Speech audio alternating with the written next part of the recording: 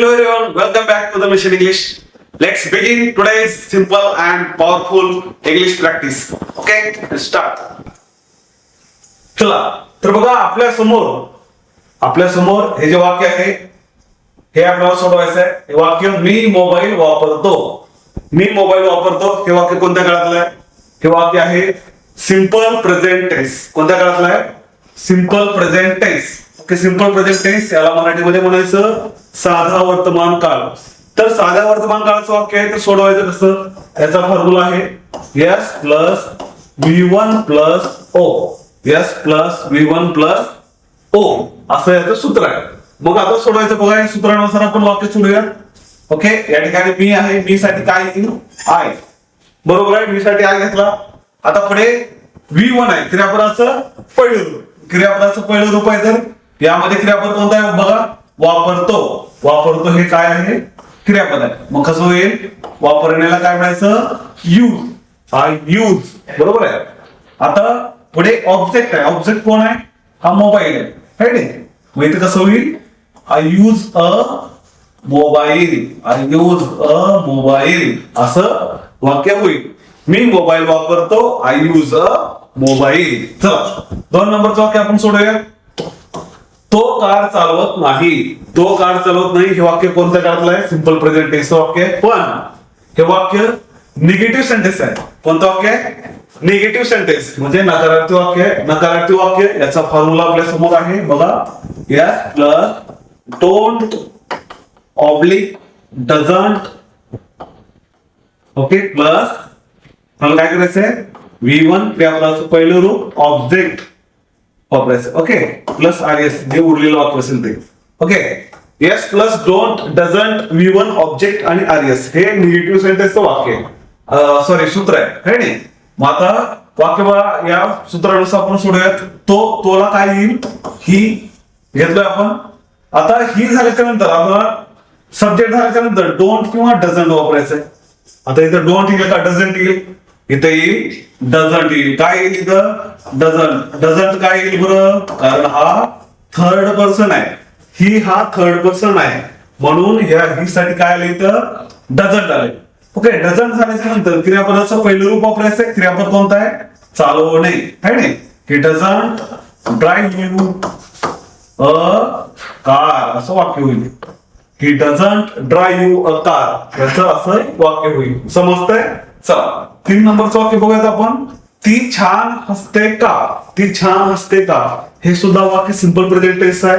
पण यामध्ये बघा, हे वाक्य आहे इंट्रॅगेटिव्ह सेंटेन्स. कोणतं वाक्य आहे? इंट्रॅगेटिव्ह सेंटेन्स म्हणजेच प्रश्नार्थक वाक्य आहे आणि प्रश्नार्थक वाक्य आहे. तर याचा फॉर्म्युला काय असेल? वाक्याच्या सुरुवातीला घ्यायचं आहे डू ऑब्लिक डज. तुम्हाला डू किंवा डज घ्यायचं आहे. Plus subject plus V1 plus O plus RS हे सूत्र आहे. बरोबर आहे. नंतर तुम्ही क्वेश्चन मार्क वापरा. बघा, वाक्याच्या सुरुवातीला डू किंवा डज येणार आहे. वाक्याच्या सुरुवातीला डू किंवा डज घ्यायचं आहे. चला, मग इथं काय करूया आता? हा कर्ता कोण आहे? शी म्हणजे ती आहे. तर इथं काय येईल आता? शी साठी काय येईल? डज येईल. बरोबर आहे, डज. कारण हा शी हा थर्ड पर्सन आहे. कळतंय? चला, डज घेतलो. डज झाल्याच्या नंतर आपण इथं वापरायचे आहे शी. डज शी झाला. पुन्हा सब्जेक्ट झाला. तर क्रियापदाचं पहिलं रूप. क्रियापद कोणतं आहे? हसणे. The she smile. ओके, कसं? छान म्हणते. The she smile nicely. Question mark घ्या. Okay, the she smile nicely असे हे वाक्य होणार आहे. पुढचं वाक्य बघूयात आपण. ते व्यायाम करत नाहीत का? ओके, हे वाक्य आहे निगेटिव्ह इंट्रॅगेटिव्ह सेंटेन्स म्हणजे नकारार्थी प्रश्नार्थक वाक्य रचना. याचा फॉर्म्युला काय असणार आहे माहितीये? डोंट घ्या वाक्याच्या सुरुवातीला. ऑब्लिक डझंट असणार आहे. डोंट किंवा doesn't plus subject plus V1 plus O plus RS आणि क्वेश्चन मार्क. ओके, डोंट किंवा डझंट, त्यानंतर सब्जेक्ट वापरायचं आहे. क्रियापदाचं पहिलं रूप ऑब्जेक्ट RS आणि क्वेश्चन मार्क. आता या सूत्रानुसार आपण हे वाक्य सोडूया. बघा, त्यानंतर वाक्याच्या सुरुवातीला काय येईल? डोंट किंवा डझंट घ्यायचं आहे. डोंट किंवा डझंट इथं आता काय आहे? ते साठी काय येईल? इथं काय येईल? डोंट घ्यायचं आहे. डझंट येणार नाही कारण ते हा थर्ड पर्सन आहे पण हा प्लुरल आहे आणि क्वचिन आहे, त्याच्यामुळे इथे काही डोंट घ्यायचंय. डोंट झाल्याच्या नंतर करता घ्या. करता कोण आहे? Don't they. ओके. मग नंतर V1 क्रियापदाचं पहिलं रूप. पहिलं रूप काय आहे बघा इथं? व्यायाम करणे. Don't they exercise. Don't they exercise. ते व्यायाम करत नाहीत का? Don't they exercise. ते व्यायाम करत नाहीत का? समजते वाक्य? चला पुढचं वाक्य बघूया. तुम्ही कोणता चित्रपट पाहता? पुढचं वाक्य आहे तुम्ही कोणता चित्रपट पाहता. हे वाक्य आहे WH इंटरॅगेटिव्ह सेंटेन्स म्हणजे WH प्रश्नार्थक वाक्यरचना. ओके. त्यामध्ये वाक्य आहे. आता हे वाक्य तो तुम्ही कोणता चित्रपट पाहता. आता कोणता चित्रपट WH घ्यायच्या वाक्याच्या सुरुवातीला. मग याचा फॉर्म्युला काय असेल बघा. याचा फॉर्म्युला घ्यायचा आहे WH वाक्याच्या सुरुवातीला WH प्लस डू घ्यायचंय ऑब्लिक डज घ्यायचं तुम्हाला प्लस सब्जेक्ट घ्यायचंय plus V1 plus O plus RS आणि क्वेश्चन मार्क. ओके. असा हा त्याचा फॉर्म्युला आहे. वाक्याच्या सुरुवातीला WH वर्ड काय? WH वर्ड काय असेल? कोणता चित्रपट. मग बघा कोणता चित्रपट. कोणता म्हणजे काय? Which movie. Which movie. बरोबर आहे. त्यानंतर डू किंवा डज घ्या. आता इथं तुम्ही आहे. तुम्ही साठी काय लिहिलं? Do. Which movie do you क्रियापद कोणता आहे? Watch. Which movie do you watch. तुम्ही कोणता चित्रपट पाहता? Which movie do you watch. तुम्ही कोणता चित्रपट पाहता. 6 नंबरचं वाक्य आहे ती प्रयत्न का करत नाही. ती प्रयत्न का करत नाही. हे वाक्य आहे. हे वाक्य WH आहे पण हे निगेटिव्ह वाक्य आहे. तर याचा फॉर्म्युला WH याचा फॉर्म्युला असेल WH प्लस डोंट घ्यायचंय ऑब्लिक डझंट वापरायचंय. Don't oblique doesn't plus plus काय असेल V1 ऑब्जेक्ट आणि RS आणि क्वेश्चन मार्क. ओके. असा फॉर्म्युला आहे. ती प्रयत्न का करत नाही. मग याचं उत्तर कसं होईल? ती का प्रयत्न करत नाही. WH वर्ड घ्या सुरुवातीला. वाय. वाय झाल्याच्या नंतर बघा डोंट किंवा डझंट वापरायचं आहे. आता इथं डोंट घ्यायचं का डझंट घ्यायचं हे ह्याच्यानुसार ठरवायचं. इथं ती आहे म्हणजे इथे काय येईल? Doesn't. Y doesn't she try. Y doesn't she try. बघा वाक्य आपल्या समोर आहे. Y doesn't she try. ती प्रयत्न का करत नाही. Y doesn't she try. ती प्रयत्न का करत नाही. समजतंय? चला पुढचं वाक्य बघूयात आपण. ओके. समजतं सर्वांना? चला पुढची वाक्यरचना बघूयात आपण. बघा आता पुढच्या वाक्यरचना. त्या ठिकाणी आपल्या समोर पुढचे वाक्य आहेत.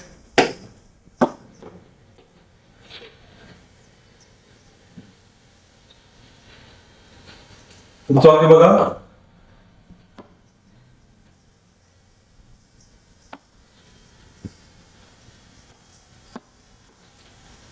मी रोज पाणी पितो. पुढचं वाक्य आहे मी रोज पाणी पितो.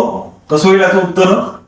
I drink. क्रियापदात घ्यायचा. I drink water every day.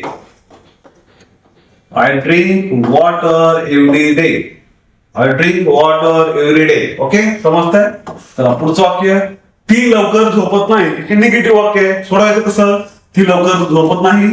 शी. आता डझंट वापरा. She doesn't sleep early. She doesn't sleep early. Okay. चला पुढचं वाक्य आपण सोडूया. तो खूप धावतो का. आता हे इंटरॅक्टिव्ह वाक्य आहे. सोडवायचं कसं? वाक्याच्या सुरुवातीला डू किंवा डज वापरायचं. आता इथं तो असल्यामुळं आपल्याला घ्यायचं इथं डज. Does he. आता धावणे क्रियापद वापरा. Does he run a lot. Does he run a lot. तो खूप धावतो का. Does he run a lot. तो खूप धावतो का. ओके. चला पुढचं वाक्य मुले पार्क मध्ये खेळत नाहीत का. मुले पार्क मध्ये खेळत नाहीत का. हे वाक्य सोडवायचं कसं? मुले. आता वाक्याचं हे खेळत नाहीत का. हे वाक्य कोणतं आहे? निगेटिव्ह इंटरॅगेटिव्ह सेंटेन्स आहे. मग वाक्याच्या सुरुवातीला काही डोंट किंवा डझंट घ्यायचंय. इथं मुले असल्यामुळे आणि क्वेश्चन आहेत त्याच्यामुळे काय करायचंय? डोंट वापरायचं. Don't the children. Don't the children खेळत नाहीत का. Play in the park. Play in the park.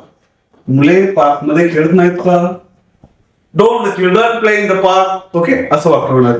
तर पुढचं वाक्य, ती रोज काय वाचन करते? ती रोज काय वाचन करते? बघा आता, काय वाचन करते? काय म्हणजे हे WH वर्ड आहे. WH words, okay, WH sentence. आता याचं WH सेंटेन्स करत असताना वाक्याच्या सुरुवातीला काय येईल? What, okay. आता इथे डज किंवा डू घ्यायचंय, तर ह्या कर्त्यानुसार इथे डज शी असल्यामुळं इथे येईल does. What does she read. आता क्रियापद वापरा. What does she read. ती काय वाचन करते? समजतंय? चल, व्हॉट डज शी रीड, ती काय वाचन करते? पुढचं वाक्य, तो संगीत का वाजवत नाही? आता हे आहे WH निगेटिव्हचं वाक्य, बरोबर आहे. तो संगीत का वाजवत नाही? मग याचं उत्तर कसं होईल? तो संगीत का, का म्हणजे वाय. आता इथे तो आहे, तो असेल तर इथे डू घेतो का, डोंट घेतो का, डझंट घेतो? डझंट घ्यायचं आपल्याला. इथं काय येईल? Doesn't. Y doesn't he play, Y doesn't he play music, Y doesn't he play music. तो संगीत का वाजवत नाही? समजतंय? पुढच्या वाक्य प्रश्न बघूयात आपण. पुढचे वाक्य,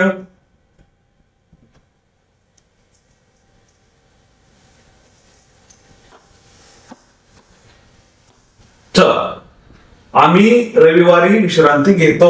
आता हे वाक्य आहे, या वाक्य आपण ट्रान्सलेट करूयात. बघा, आम्ही रविवारी विश्रांती घेतो. मग आम्ही म्हणजे काय? वी. वी कसं होईल? We rest on Sunday. We rest on Sunday. आम्ही रविवारी विश्रांती घेतो.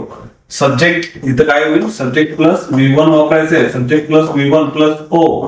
ओके, अफर्मेटिव्ह सेंटेन्स आहे. या पद्धतीने हे वाक्य सोडायचं तुम्हाला.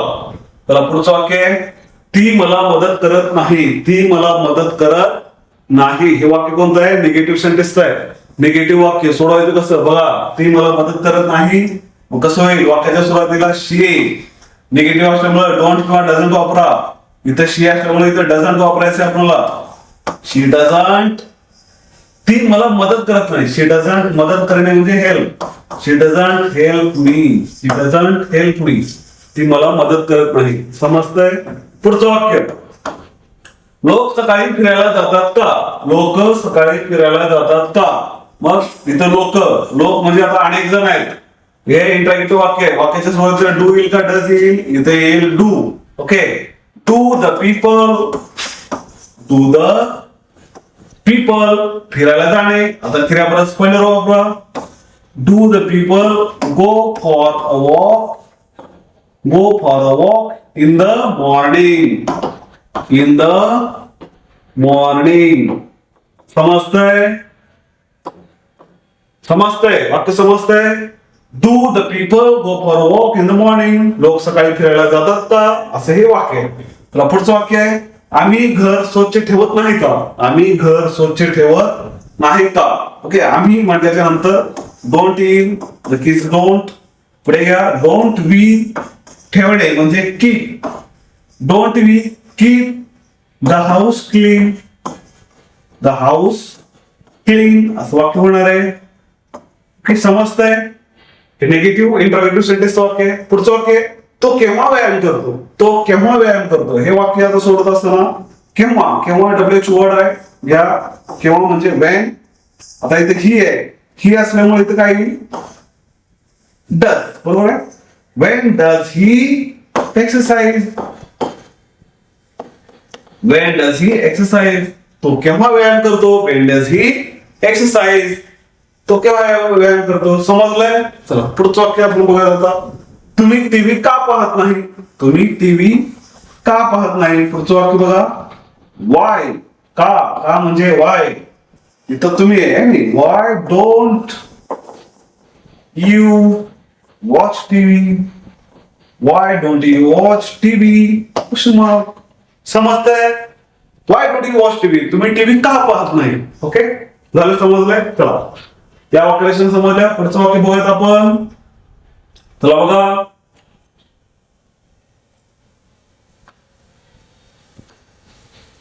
आता बघूया पुढच्या वाक्यरचना. मी रोज वेळेवर येतो. ओके, हे वाक्य मी रोज वेळेवर येतो. मग कसं होईल? I come on time.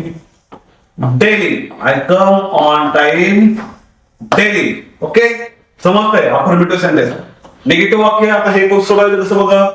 ती खूप छान लिहित नाही. ती खूप छान लिहित नाही. ओके, कसं होईल वाक्य? शी डझंट वापरायचं आपल्याला. She doesn't write very well. She doesn't write very well. हे असं वाक्य होणार आहे. समजतंय? प्रत्येक वाक्य बघा. आम्ही दररोज प्रार्थना करतो का? आम्ही दररोज प्रार्थना करतो का? इंटरगेटिव्ह सेंटेन्स आहे. कसं होईल? डू वी प्रे एव्हरी डे? वी प्रे एव्हरी डे म्हणजे आम्ही दररोज प्रार्थना करतो का? प्रे म्हणजे प्रार्थना करणे. समजतंय? तर पुढचं वाक्य. तो जास्त बोलत नाही का? तो जास्त बोलत नाही का? वाक्य कसं होईल? Doesn't he talk too much? Doesn't he talk too much? तो जास्त बोलत नाही का? समजतंय? चला पुढचं वाक्य. तुम्ही केव्हा चालायला जाता? तुम्ही केव्हा चालायला जाता? ते वाक्य. त्या वाक्याचं आपल्याला काय करायचंय बघा आता. मग केव्हा म्हणजे Wien. Wien do you go for walk? Go for a walk म्हणजे तुम्ही केव्हा चालायला जाता. Wien do you go for walk असं वाक्य होणार आहे. समजतंय? पुढचं वाक्य. ती ऑफिसला का जात नाही? ती ऑफिसला का जात नाही बरं? चला मग का म्हणजे Y. Y doesn't she go for why doesn't she